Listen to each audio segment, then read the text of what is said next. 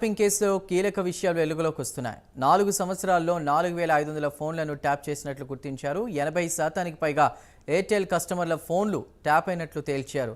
Airtel services ప్రొవైడర్కి సంబంధించిన data మొత్తాన్ని ప్రణీత్ రావు ధ్వంసం చేశాడు. అసెంబ్లీ ఎన్నికలకు 15 రోజుల ముందు నుంచి కూడా 4500 ఫోన్ల ట్యాపింగ్ జరిగినట్లు గుర్తించారు. కాంగ్రెస్కు చెందిన 190 మంది ఫోన్లను ప్రణీత్ రావు ట్యాప్ చేశాడు. ఇక అప్పటి ప్రతిపక్ష నేత రేవంత్ రెడ్డితో పాటు సోదరులు, మిత్రులు, అనుచరుల ఫోన్లను ట్యాప్ అయినట్లు తెలుస్తోంది. ఇక ట్యాపింగ్కు పాల్పడే సమాచారాన్ని మొత్తం కూడా ప్రణీత్ ధ్వంసం చేశాడు. ఇక 340 GB గల సమాచారాన్ని కూడా ధ్వంసం చేశాడు ప్రణీత్ రావు. ఈటెల రాజేందర్ ఫోన్తో పాటు గన్మెన్, పిఆర్ఓ, సెక్యూరిటీ ఫోన్లను కూడా ట్యాప్ చేసినట్లు తెలుస్తోంది.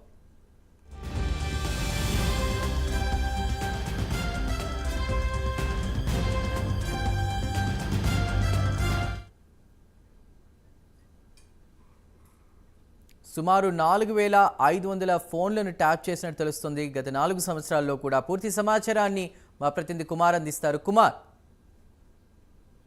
ఫోన్ ట్యాపింగ్ విషయంలో ఇప్పుడు మరికొన్ని కీలక విషయాలు అయితే బయటకు వస్తున్నాయి.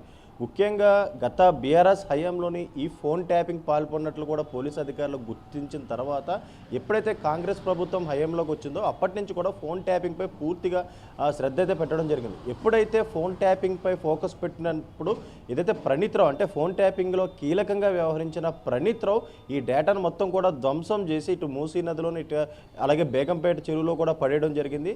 ముఖ్యంగా ఇప్పుడు ఈ ఫోన్ ట్యాపింగ్లోని ఈ 4 నెలల్లో అంటే అసెంబ్లీ ఎలక్షన్స్ వచ్చే 4 నెలల్లో సుమారు 4500 ఫోన్లు ట్యాప్ చేసినట్లు కూడా ఇప్పుడు అధికారులు అయితే గుర్తించారు. ఈ 4500 ఫోన్లు కూడా అప్పుడు ప్రతిపక్ష నేతగా ఉన్నప్పుడు ఏదైతే రేవంత్ రెడ్డి కావచ్చు, అతని అనుచరులు కావచ్చు, స్నేహితులు కావచ్చు, అలాగే బీజేపీకి సంబంధించిన కొన్ని లీడర్లు కావచ్చు, అలాగే బీఆర్ఎస్ పార్టీకి అప్పట్లో అపోజిషన్కి తయారవుతున్న కొంతమంది పార్టీ నేతల ఫోన్లు కూడా ఏదైతే ట్యాప్ చేశారో ముఖ్యంగా ఎలక్షన్స్ సమయం ముందు 15 రోజుల ముందు కాంగ్రెస్ పార్టీకి సంబంధించిన 190 ఫోన్లు అయితే ట్యాప్ చేసినట్లయితే గుర్తించారు. ఈ 190 ఫోన్లో కూడా ముఖ్యంగా అప్పటి ప్రతిపక్ష నేత రేవంత్ రెడ్డితో పాటు అతని సోదరులు, స్నేహితులు, అలాగే అతని అనుచరులతో పాటు బీజేపీకి సంబంధించిన ఈటెల రాజేందర్ అంటే అప్పట్లో బీఆర్ఎస్ పార్టీలో ఈటెల రాజేందర్ అయితే ఉన్నారు. ఆ తర్వాత అందులో విభేదాలు వచ్చి బీజేపీలో పార్టీలో జాయిన్ అయిన తర్వాత ఈటెల రాజేందర్ ఫోన్తో పాటు అతన్ని పిఏ కావచ్చు, లేదంటే ఏదైతే పిఆర్ఓ కావచ్చు, గన్ మ్యాన్లు, సెక్యూరిటీ ఫోన్తో సహా అన్ని ట్యాప్ చేశారు. ముఖ్యంగా ఈ ఫోన్ ట్యాపింగ్లోని 80% వరకు కూడా ఎయిర్టెల్కి సంబంధించిన ఫోన్ నెంబర్కి సంబంధించి ఫోన్ ట్యాపింగ్ అయితే జరిగింది. అలాగే ఎయిర్టెల్ సర్వీస్ ప్రొవైడర్కి సంబంధించి పూర్తి డేటాను కూడా ప్రణీత్ రావు అయితే ధ్వంసం చేశాడు.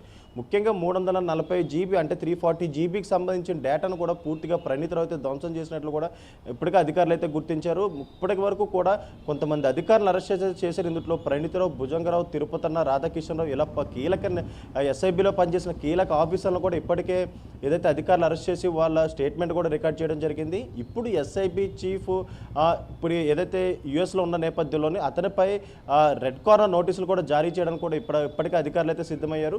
ముఖ్యంగా ప్రభాకర్ రావు చెప్పిన తర్వాతే అక్కడి నుంచి రాధాకిషన్ రావు, తిరుపతన్న, అలాగే భుజంగరావు, అలాగే ప్రణీత్ రావు ఇలా వరుసగా ఫోన్ ట్యాపింగ్లు చేసుకుంటూ వచ్చారు. ముఖ్యంగా బీఆర్ఎస్ పార్టీ ఏదైతే గతంలో 2 సార్లు అధికారంలోకి వచ్చింది, 3వ కూడా అధికారంలోకి వచ్చేందుకు కూడా ఈ ఫోన్ ట్యాపింగ్నే కీలకంగా యూజ్ చేసుకున్నట్లే తెలుస్తుంది. గత ఎలక్షన్స్ అప్పుడు కూడా ఇదే తరహాలో ఫోన్ ట్యాపింగ్ చేసి అప్పట్లో ప్రతిపక్ష నేత డబ్బులు కూడా పట్టించినట్లయితే అధికారులు అయితే గుర్తించారు. ఇప్పుడు ఏదైతే SIB chief Prabhakar Rao India వస్తే తప్ప ఈ కేసు ఒక కీలక దశకు అయితే రాదు. ఇప్పటికే చివరి దశలో అయితే ఈ కేసు అవుతుంది. ఇప్పుడు తాజాగా ఏదైతే 4500 ఫోన్లు ట్యాప్ చేసినట్లయితే ఇప్పటికే అధికారులు అయితే గుర్తించారు. అలాగే ఇందులో 190 ఫోన్లు వచ్చేసి కాంగ్రెస్ ప్రభుత్వానికి సంబంధించి అప్పటి ప్రతిపక్ష నేత రేవంత్ రెడ్డితో పాటు అతని అనుచరులు, సోదరులు, స్నేహితులతో పాటు వీళ్ళందరికీ కూడా ఉన్నాయి. ఇప్పుడు తాజాగా ఏదైతే వీళ్ళందరూ అరెస్ట్ చేసిన తర్వాత వీళ్ళందరూ స్టేట్మెంట్ రికార్డులు చేశారు.